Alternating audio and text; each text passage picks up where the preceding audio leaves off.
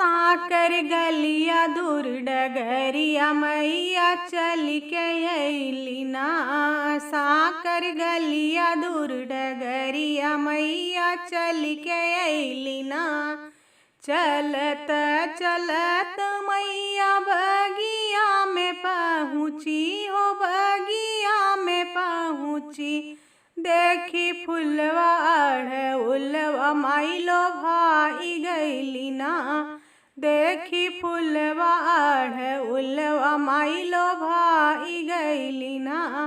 साकर गलिया दूर डगरिया मैया चल के अइली ना। साकर गलिया दूर डगरिया मैया चल के अइली ना। चलत चलत मैया दुअरा पे पहुँची हो, दुअरा पे पहुँची। देखी निमिया शीतल छहिया माई छहाय लगली ना। देखी निमिया शीतल छहिया माई छहाय लगली ना।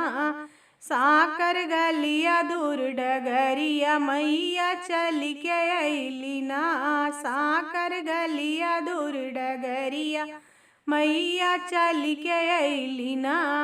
चलत चलत मैया अंगिना में पहुँची हो, अंगिना में पहुँची।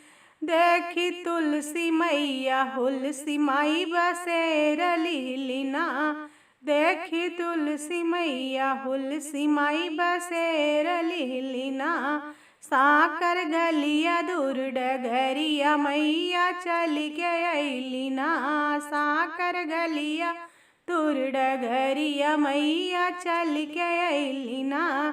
चलत चलत मैया दासे आगे पहुँची हो, दासे आगे पहुँची।